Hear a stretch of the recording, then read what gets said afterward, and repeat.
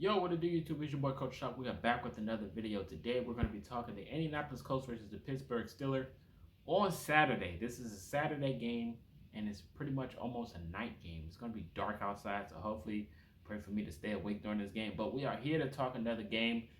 This is one of the most important games of the year. Playoffs are at stake. Both teams are fighting to get in the spots. It's going to be very interesting. Mike Tomlin has a very good record when it comes to this time of the year, fighting for the playoffs. He's been one of the longest tenured coaches, well respected in the league. I had the chance to see him at the Senior Bowl last year. It was which was pretty dope. But this game's going to be very important for the Colts. They got to lock in all three phases, man. They got to lock in. It's going to be very important. We got Julius Brents back this week. Very important piece for the defense. Probably the starting corner besides Kenny Moore. He's been pretty good. The last time he played a team in this division was the Baltimore Ravens. That was his standout game, forced a fumble, and pretty much caught a pick. He was a dog. So going up against the Steelers team without their starter quarterback, Trubisky's playing, but you cannot count out Trubisky, not just due to talent, just due to the Colts playing backup quarterbacks.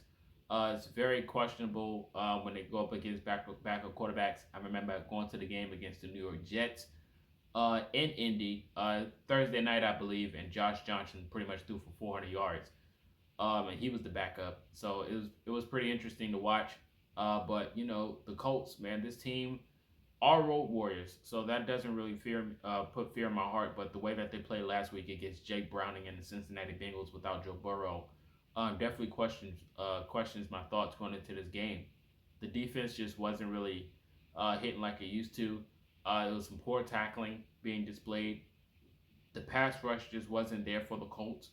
When it comes to the offensive side, Gardner Minshew, deer in headlights performance. When it comes to him trying to make something out of nothing, he plays very gutsy football. And there's a lot of times where he tries to do the extra when it's not even necessary. It's just a mental thing when it comes, in my opinion, when it comes to Gardner Minshew's performances in certain plays. But he's got to be better. It's just that simple. You got to be better when you're coming up, especially against a team that's getting T.J. Watt back and Highsmith. T.J. Watt's going to be wreaking havoc. The offensive line has to be somewhat better than what they were last week. So it's going to be very interesting. Gardner Minshew again last week went up against one of the worst pass coverage defenses in the NFL, and it pretty much couldn't light a light bulb with the light switch. So it's going to be interesting to see how he plays against the Pittsburgh Steelers, who's hungry, fighting for a playoff spot. It's going to be very interesting to see how he comes out. When it comes to the run game, it was abysmal last week. Zach Moss just couldn't really hit that stride like he usually hits, like he's been hitting at the beginning of the year. This is a team without Jonathan Taylor, again, another week out with the thumb injury. So Zach Moss has to be somewhat of impressive.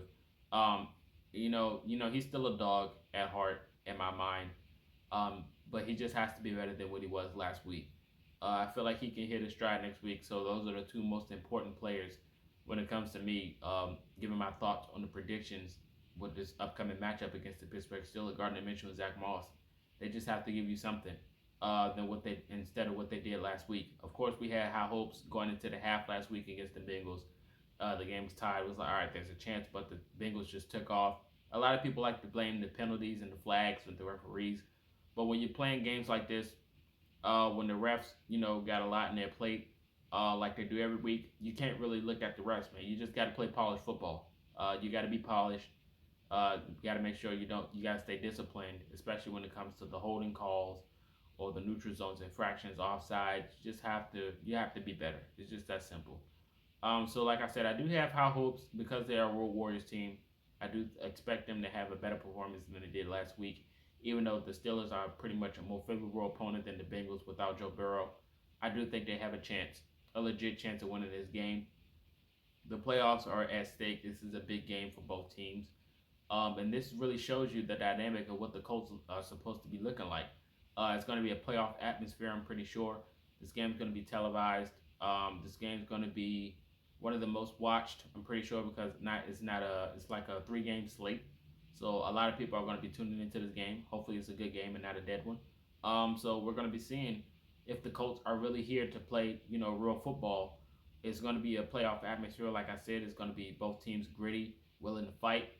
This is going to put a lot of stress on Coach Shane Steichen. A lot of people have him in the Coach of the Year talks.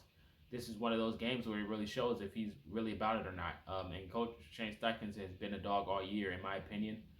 He's had a lot of questionable calls, but I think in overall, I think he's been one of the most impressive this year, especially for a team like the Indianapolis Colts. Just for him to take his, his head coaching tenure 1 year in, and just to turn this team around to what they were last year is pretty impressive. And doing all this with a backup quarterback at that. And it's been a lot of controversy all year with this team, but I think he's been very impressive, and it's going to show this Saturday against the Pittsburgh Steelers. The game's, like I said, it's a lot at stake, so we're going to see what's going to happen. Hopefully this team can hit on all cylinders, special teams. Hopefully Matt Gay can wake up out of his slumber from last week. Last week was very stressful to watch. One of the highest paid kicker in the NFL just have a bad day. It's that simple. It is what it is. I think the the weather had a lot to do with it as well. But I think, it's December, so it's gonna pay a toll. But I do think he'll have a better week this week, especially against the Pittsburgh Steelers. So I do have the Colts winning this game. Like I said, I do think with Juju coming back this week, matching him up against Pickens, a lot of people have that Pierce and Pickens conversation all year, even on draft night. I think it's going to be one of those games that Juju just happens to wreak havoc, and hopefully this Zaire Franklin, the leader, can wake this defense up and start, and lock them in, man. That's all they got to do. They just got to lock in. It's going to be a favorable matchup. Pittsburgh Steelers is going to be some dogs. They're going to fight.